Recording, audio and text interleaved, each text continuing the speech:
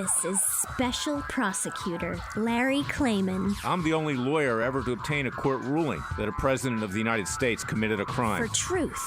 For competition. As a young lawyer, I helped break up AT&T. That's why you have all your cell phones today. For sovereignty. For the Republic. I'm the guy who at Judicial Watch, which I founded, uncovered the Chinagate scandal. Millions of dollars going to the Clinton campaign, corrupting our political system. For the privacy of citizens. And I'm the only guy to have enjoined the National Security Agency from mass surveillance on hundreds of millions of Americans. Tearing it up. I'm the son of meat packers in Philadelphia, Pennsylvania. I know how to slice and dice. Bringing it back. We're going to take this country apart and put it back together again in the way envisioned by our founding fathers. It's not just talk. We're not just regurgitating news stories. Larry Klayman, special prosecutor, is making the news. And now, here's Larry. Welcome to this week's edition of Special Prosecutor with Larry Klayman. I want to wish everybody a happy Thanksgiving holiday. Hope that you all enjoyed Black Friday. We seem to be living through more than Black Friday when it comes to this country lately. Things are headed really south. And of course, we're talking about these so-called impeachment proceedings. I'm going to get to other issues in this show. I think there's an interesting development in terms of UFOs and alien craft. Just last week, something was hovering over the White House and the Capitol. The federal government doesn't want to say what it is. That's no great surprise. One has to wonder if it's not birds like they claim. If it's birds, maybe there's a lot of proof that the birds were there. I mean, you could look at the bird poop to see what's on the White House. They haven't talked about that. Somewhat facetiously, I say that. But there is an issue with UFOs. And of course, in today's world, we never get the truth from the government. And I want to say never. It's absolutely never.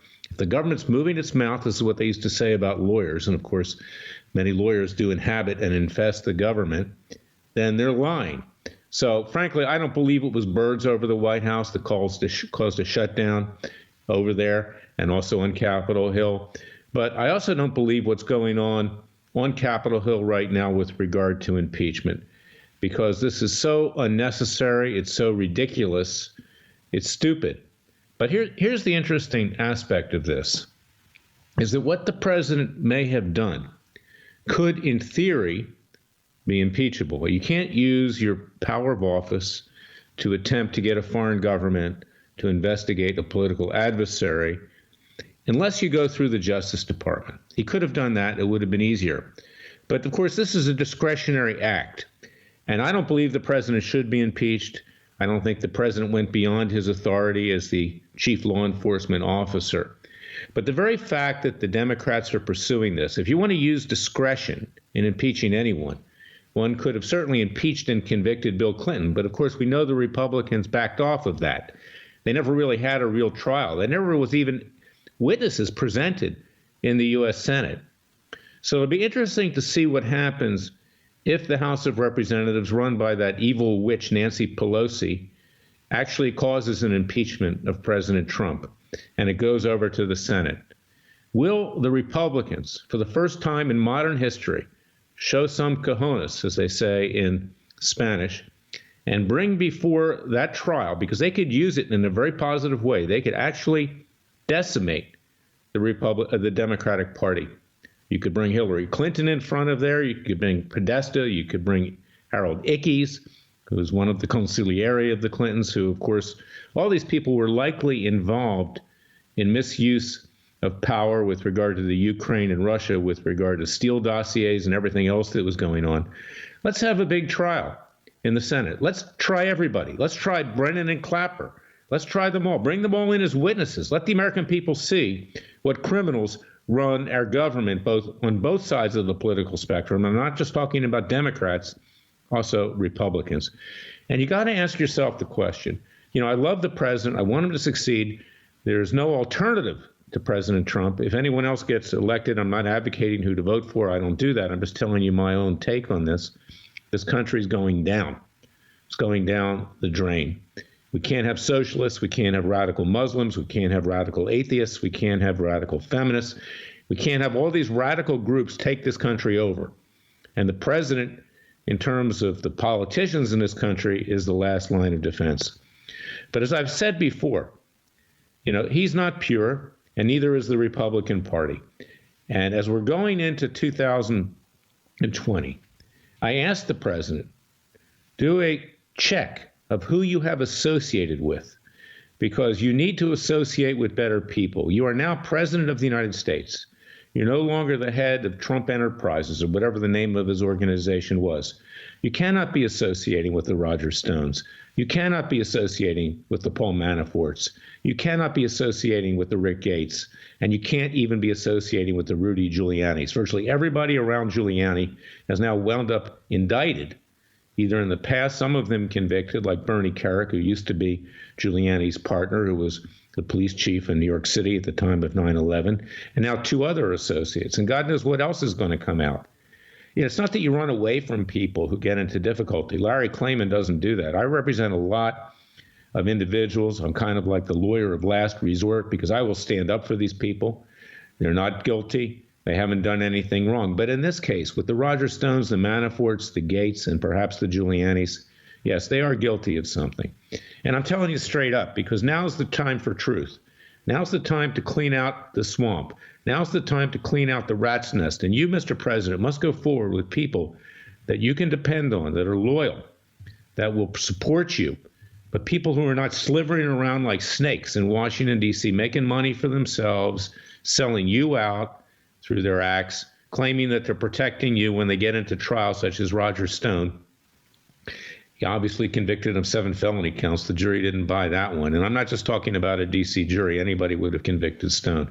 You cannot lie under oath to Congress. I don't care who it is. And at that time, the House Intelligence Committee was run by someone other than Adam Schiff. It was run by Devin Nunes. So this is the New Year's resolution that's coming up, is that, Mr. President, you should not be impeached, you should not be convicted, but if you are impeached, and you most likely will be impeached, Republicans, get some balls, bring the criminals in front of the Senate and try them. And of course, our Chief Justice could be a major problem as well, John Roberts. He's gone left. He's hiding something. He's got something in his closet, literally. And, you know, for him to be sitting over a trial in the Senate is potential disaster. This guy, frankly, is so establishment. He is so much part of the Washington swamp that for him to be Chief Justice of the United States is not just a complete disgrace, but he's subverting the Constitution himself. He tells you, for instance, that judges don't make decisions on the basis of their politics or their personal biases. We know with almost exact certitude that judges rule based upon the party that had them appointed to become a judge. I'm talking about federal judges. Just another decision this week by Judge Ketanji Jackson against President Trump will tell you exactly what's at issue here. Mark Levin was right when he went after her. You know, and he's one of the few lawyers. He's not a practicing lawyer, Levin, okay? I am. So I take risks. I say it like it is. You know, I was in a hearing months ago with Judge Royce Lamberth, who also sold out with regard to Arpaio. You know, I love Lamberth as a person, but, you know, he gets weak-kneed from time to time. He dismissed Arpaio's defamation case against CNN, against Huffington Post, against Rolling Stone. I shoved it right back in front of him. He said there wasn't enough specificity in terms of alleging actual malice for the defamation against Sheriff Joe Arpaio, who was called a convicted felon, which he's not. Lamberth plays politics, too. They all do. So I put more specificity in. I sent it right back to him as a related case. We'll see what he does. But I'm so fed up with the entire governmental and legal apparatus. And I'm telling you as I see it, whether it's judges, whether it's bar associations like the D.C. Bar or others, they've become so politicized that this country is sinking quick. So I asked the president, you know, you can withstand this impeachment. You can withstand the trial in the Senate. What you did under other circumstances was not right. It was stupid, but it's not enough to warrant impeachment. And I support the president on this because it's discretionary. And if you were going to impeach him and convict him, there are a million others you could, in terms of our history, not a million, but tens of others in our history that should have been gone. I mean, I frankly believe the presidents have had people hit, not just the Clintons, but others. Our country has become a cesspool of corruption. And this Thanksgiving, we must give thanks to our Creator and his Son, because he's there. He has his hand on our shoulder. He's cleaned house several times in a much more serious and brutal way than, in fact, I'm suggesting doing it peacefully and legally, using, hopefully, a restored legal system to bring about justice and to gather respect for our Constitution. But I'll tell you something here, is that make no mistake about it, this country is on the brink of extinction. It's on the brink of being taken over by ultra-leftists. It's been on the brink of the actual corruption that exists, not just in the executive branch, not just in the legislative branch, not just in the judicial branch, but in our media, who lies to us constantly. And that's why we should give thanks this Thanksgiving, that we have a creator, that we are the greatest country on earth in principle, but it's run by corrupt people. And the president needs to disassociate himself from these corrupt people and move on and be more presidential, because he's done great things. He has many things ahead of him.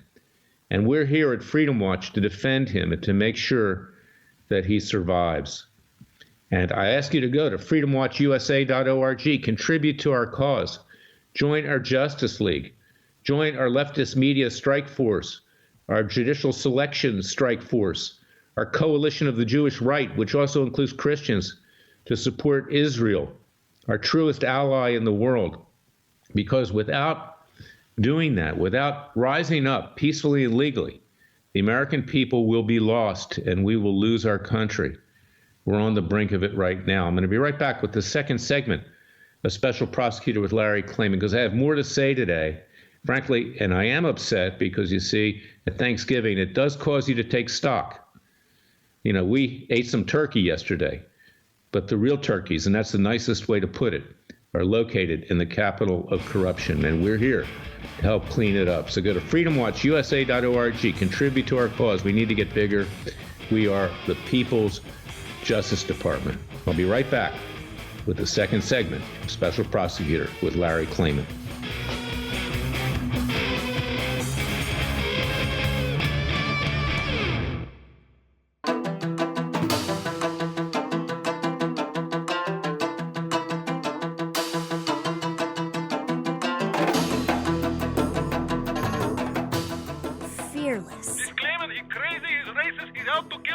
Dangerous. You don't hear, use the court and the law. Lethal. This is bad. Special Prosecutor Very bad.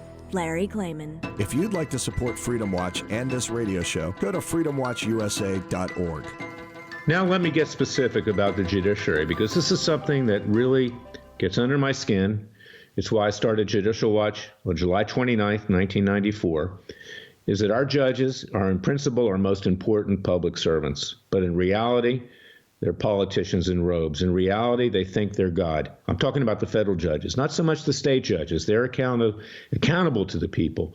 They have to get reelected. When I go into a state court, and I was in a state court this week on behalf of a client who we won the case. We got a restraining order against somebody that was harassing him. But he was respectful. He listened to the evidence. He wasn't politicized. And it reminded me of the difference, generally speaking, between state court judges who are not perfect, but the federal judges who think they're God.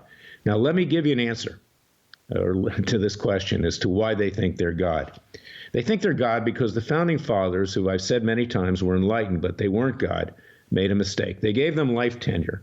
And with life tenure, they gave them the ability to do whatever they want with no consequence. They can't be voted out of office, and impeachment is virtually impossible unless you actually catch them red-handed taking money and a bribe. And even then, it's not certain. The FBI does not really investigate judges. They depend on judges for convictions in their criminal cases. They both look the other way. They both, excuse me, I'm getting choked up. That's how angry I am. That the law is not important to them. What is their own standing? Now, let me give you an example this week. A case I brought for Laura Loomer in the D.C. federal court was dismissed because, quote, I didn't actually cite the fact whether or not LLCs contained individuals that were in that case that could have destroyed diversity jurisdiction. Now, this is very, very important because the judge had no basis to dismiss this case. As far as it was concerned, there was complete diversity in the case, and that's how you get into federal court, citizens of different states. And this is why we need to be very, very careful in the way we file cases, but also with regard to the judges. They think they can do whatever they want, and they can't do whatever they want. And when you go to appeal a decision before a judicial council or file an ethics complaint, the judges that sit there protect their fellow brothers and sisters. And this is why we need to get better judges. We need a better way of selecting judges. And they need to be courageous people, not these establishment hacks that have been appointed, not just by Clinton and Obama, but frankly also by Trump himself. Trump doesn't even know who he appointed. These judges were put in front of his desk. He was told by Don McGahn, prior counsel in the White House, approve this person, stamp, approved. Federalist Society, establishment, conservative Republican, so-called conservative, approve these judges, stamp, Trump. These Trump judges, so far, this is my experience, they have no guts. They sit on cases. They're worried about their standing in Washington, D.C. in particular, or around the state capitals. And they don't do what needs to be done. We need courageous judges. Now, I've known a couple in my lifetime, and in some instances, Lamberth was one of them, but he bails out too sometimes for political purposes. Judge Stanley Sporkin always did what was right. I've got a friend, and she's not even conservative, in Miami, Florida, Judge Ungaro Benanges. She's a courageous judge. There are a few of them around the country. Maybe in all of my 42 years, I've encountered a handful of judges who have the courage to do what needs to be done in a case that is controversial, that has some political element to it. Now, how can you be protected from the tyranny of the other two branches of government and our own tyranny if our judges are part of the swamp? And that's what we've got. And what is the alternative, which I don't want to see? The alternative is violent, bloody revolution, as Jefferson predicted. That's what happened in 1776. That is what he predicted would happen every other generation because of the degradation of the ethics and morality in society. And it was John Adams, his colleague, a founding father, who said, without ethics, morality, and religion, you will not have a lasting liberty. And this is why we do face a crisis during this Thanksgiving period and this holiday period, and why we need to take stock and we need to reflect. Because without honest judges who have the guts that needs to be done, this country will ultimately be headed into a violent revolution, which I am not advocating, but which will surely happen. And if the Democrats take control with some of the crazies out there, Bernie Sanders or Kamala Harris or others, you can bet that something is going to happen. All heck is going to break loose. Join Freedom Watch's Justice League. We're using peaceful and legal means to try to save this country. We need you to enlist in our citizens' army. We need you to support our citizens' grand juries. And I'll be right back.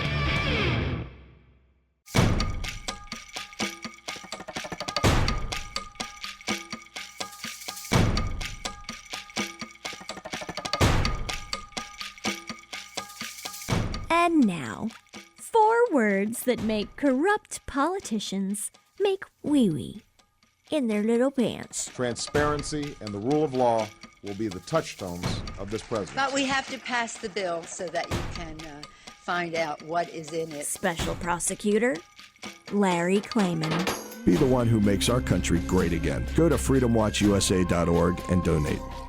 I'm back with my good friend, a great talent, a radio personality, formerly a producer at Radio America, Franklin RAFF. He produced the Gordon Liddy Show.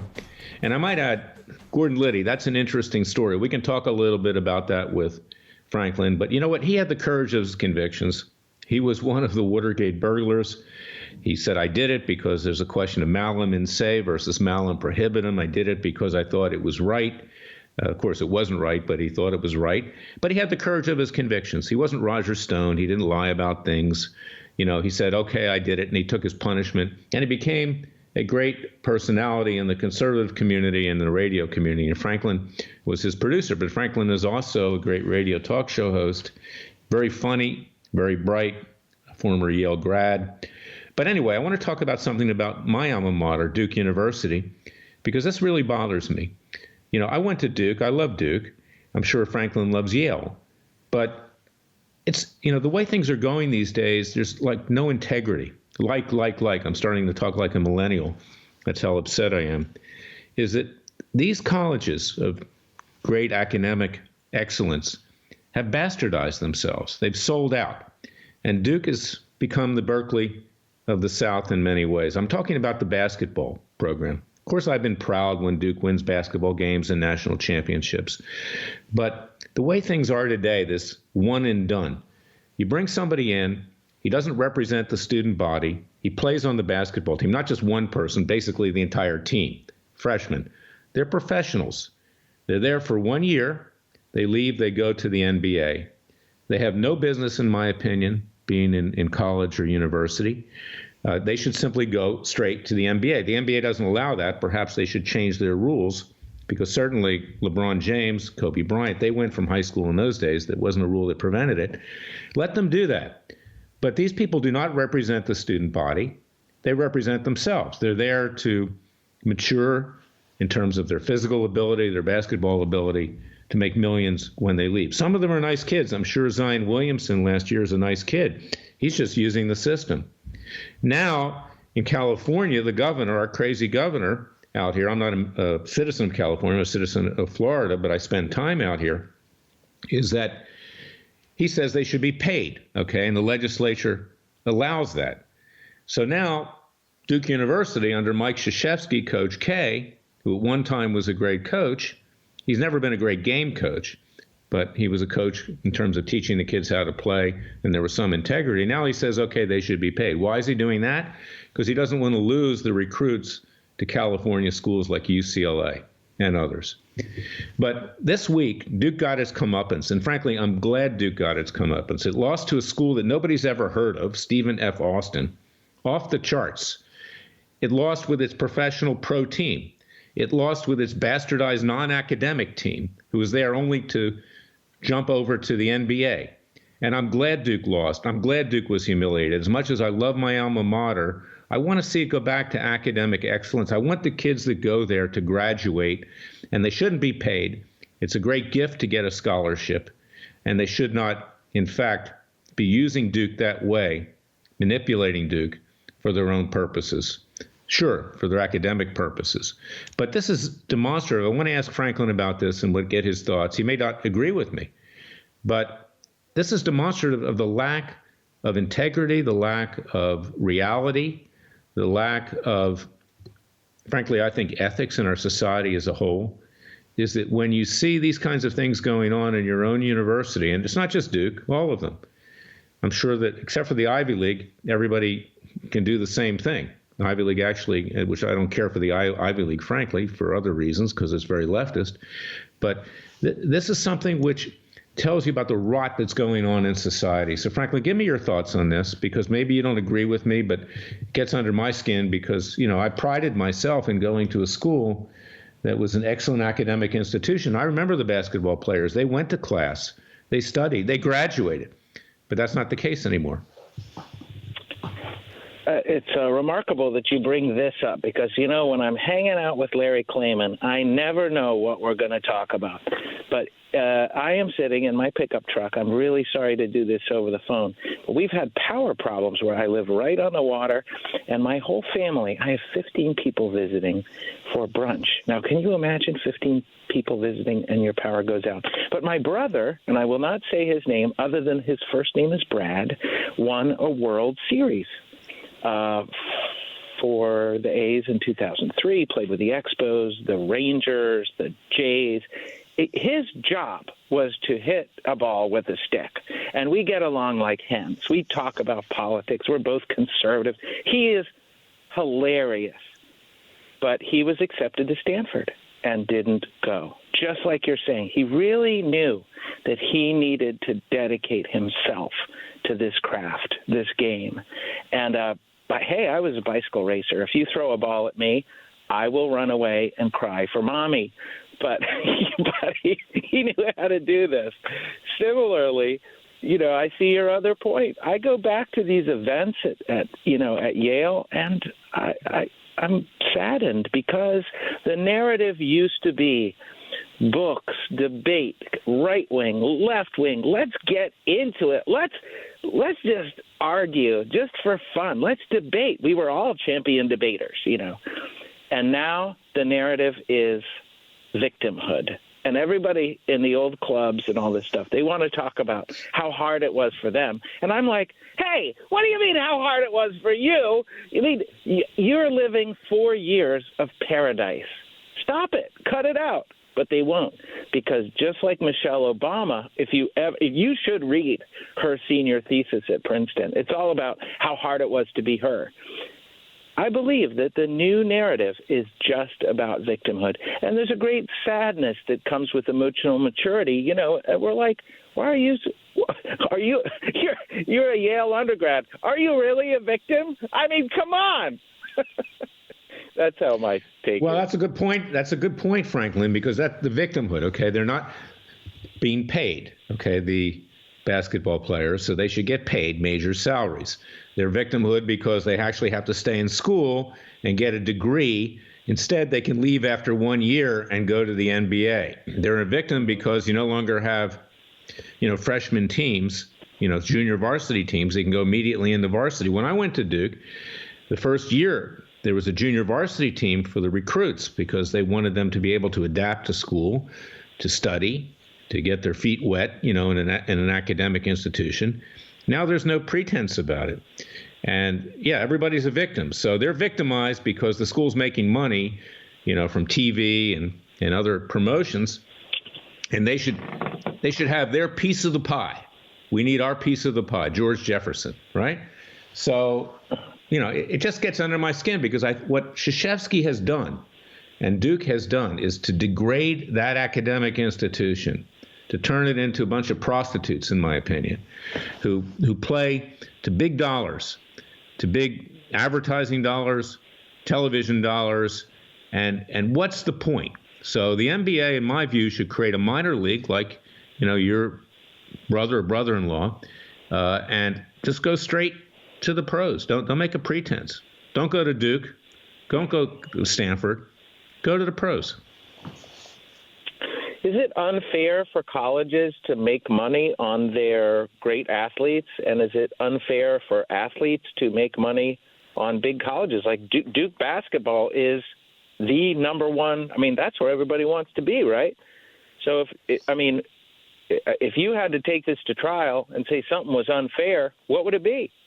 Well, I don't think it's unfair to make money because, look, you know what the price of tuition at Duke is, or probably even more at Yale. It's, about $60,000 a year, notwithstanding room and board. When I went, it was $2,200 with room and board.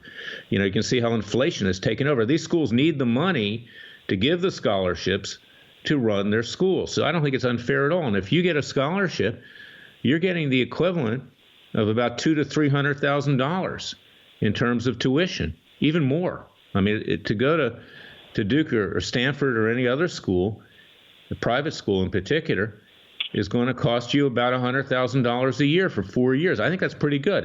Nearly $500,000 to play basketball, which should be fun. I don't see that they're not getting anything. I will tell you one thing.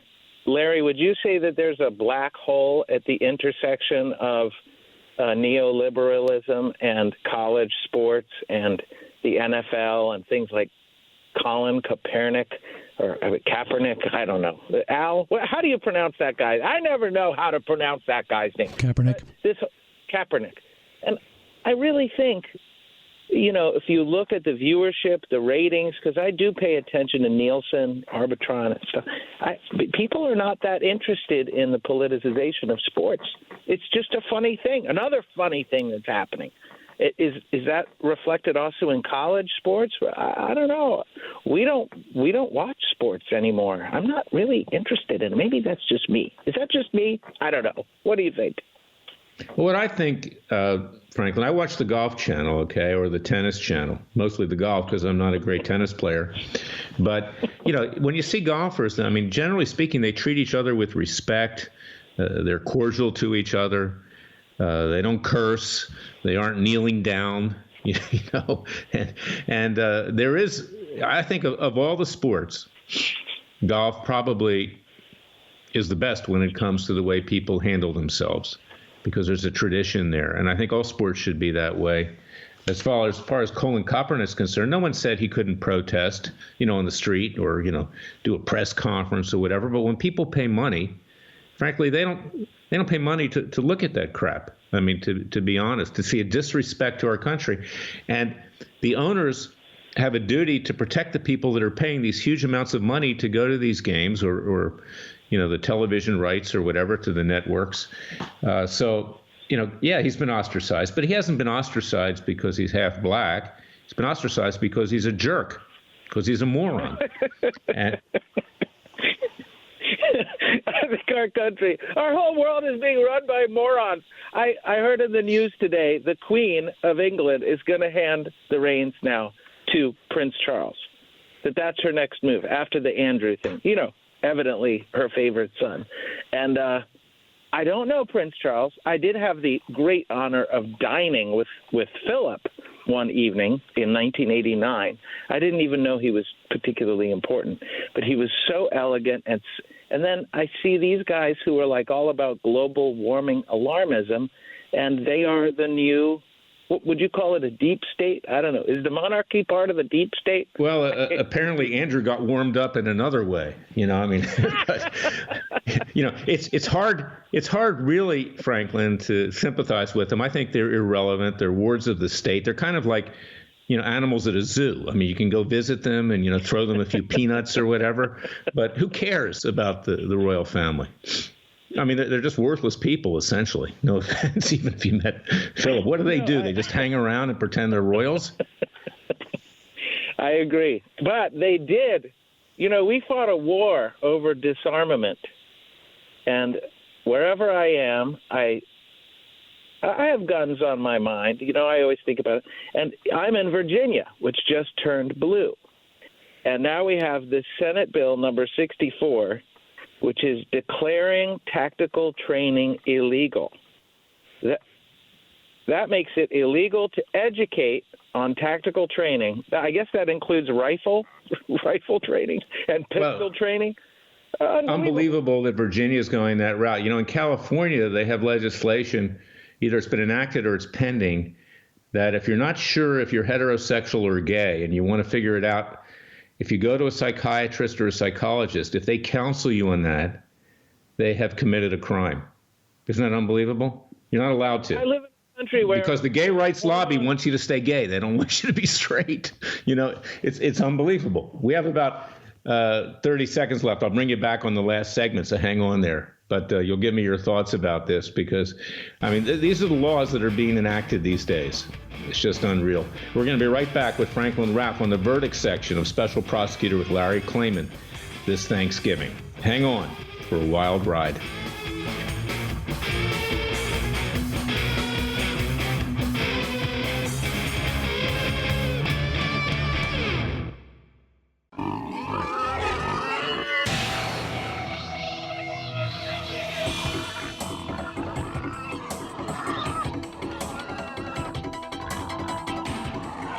Before he was a trial lawyer, he sliced him and diced him. People used to ask me, Larry, what caused you to start Judicial Watch and now Freedom Watch, given the powerful forces in this country that put you at risk? In a meat packing plant. I'm the son of meat packers in Philadelphia, Pennsylvania. I know how to slice and dice. A very special prosecutor, Larry Klayman. If you'd like to support Freedom Watch and this radio show, go to freedomwatchusa.org. I'm back with Franklin RAFF. Franklin wants to tell us about this ridiculous law in Virginia. It's a shame. At one time, Virginia was a fairly rational state, but it's gone way off the reservation these days. Tell us about this tactical training law. It's part of, along with people begging in the streets, the drug dealing, the rise in criminality, just people coming for free stuff, right? I mean, that's what this is all about. This is how Democrats get votes. They get free stuff. That's it. You vote for the right people and you get free stuff. But this is really remarkable because it is wholly anti-American. This is remarkable, this state Senate bill. A person is guilty of unlawful paramilitary activity. Now, when I say that, what do you think, Larry, as a lawyer? You think of the Second Amendment, right? Unlawful paramilitary activity. Punishable as a Class 5 felony if he, 1, and I'll abbreviate, teaches or demonstrates to any other person the use, application, or making of any firearm. Maybe we'll just stop with one, right? If I teach my son how to shoot a rifle, which is a big part of our family tradition, right? I am guilty, punishable, classified. I mean, can you make sense? And this is Virginia.